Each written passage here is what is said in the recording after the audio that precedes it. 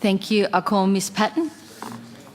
Thank you, Deputy President, and I'll rise to speak to Mr Borman's motion that effectively says that we allow suitable people to obtain and use items designed for non-lethal self-defence in the wake of a number of random attacks on women.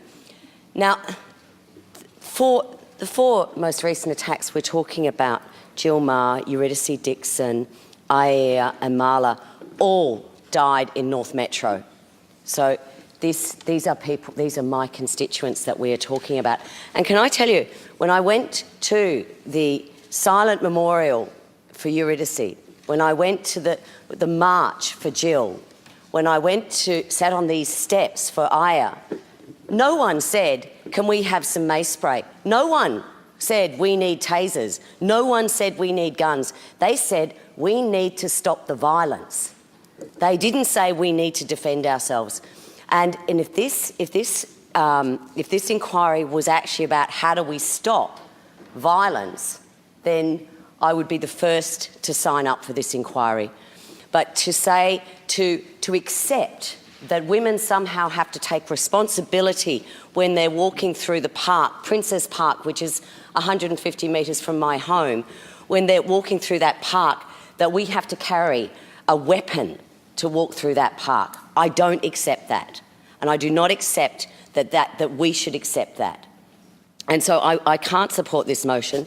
But I also raise the fact that this is not the first time we've had this motion before a parliament. In fact, Fraser Anning raised it last year. And I think we've just finished a defamation case with Senator Leinhelm and Senator Hanson-Young on this exact motion, because the Senator Hanson-Young at that time called out the Senator Leinhelm and said, no, just stop women from getting killed. Don't say that women have to protect themselves and that women are somehow responsible for the violence that is perpetrated against them. The Liberal Democrats raised it in WA just recently, almost the exact same motion. Again, it was voted down. So parliaments around Australia have debated this, we have discussed this, and we have said actually more weapons in our society is not the answer. Less violence in our society is the answer. Changing the mindset that causes people to feel they have permission to rape women, to sexually assault women. That is what we need to change. And in that, when the other thing that while my heart bleeds and I am still, on the verge of tears when I think about Eurydice and Jill and Aya and Marla, I know that they are but a tiny, tiny percentage of women who are assaulted and killed, because most of it happens in their living room, in their bedroom, in their homes. That is where women are killed in Victoria. Now, are we supposed to keep mace and tasers in our bedrooms? Is that the answer to stop our husbands, our brothers, our uncles from killing us? Is that what we're supposed to do? No. What we as a society must do is change the attitude. And I commend this government and I commend previous governments on working on this, on looking at how we can change this.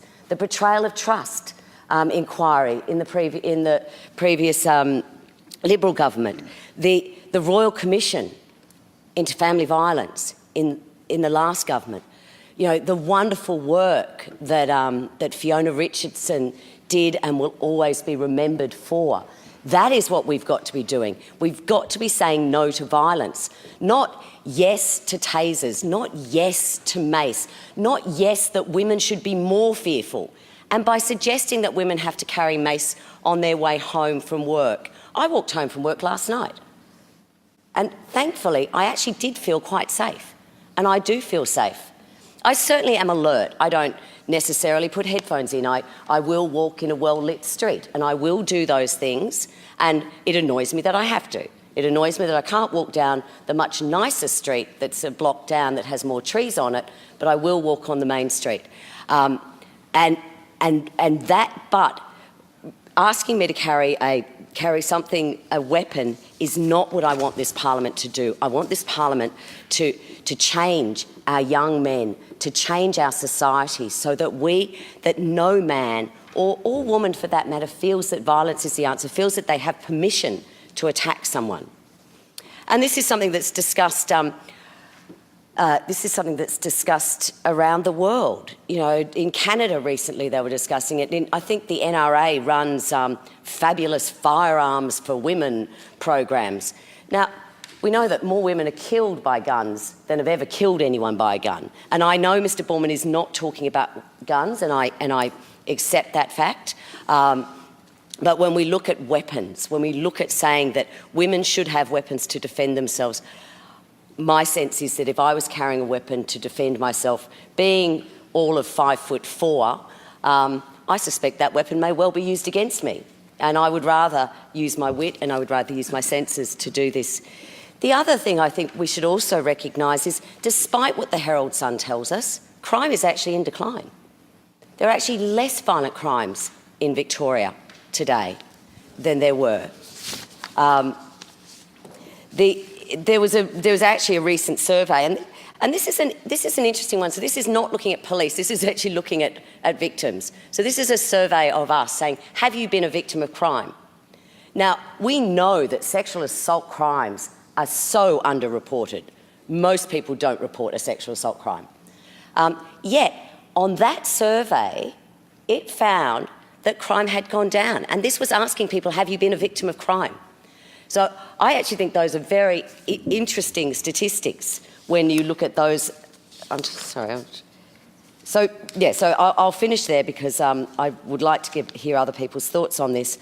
I don't support this. I support Mr. Borman's tenet that he wants us to be safe, and I appreciate that, and I understand that this is coming from a good place, but in my position, we do not need more weapons in our society. We need better attitudes. Thank you.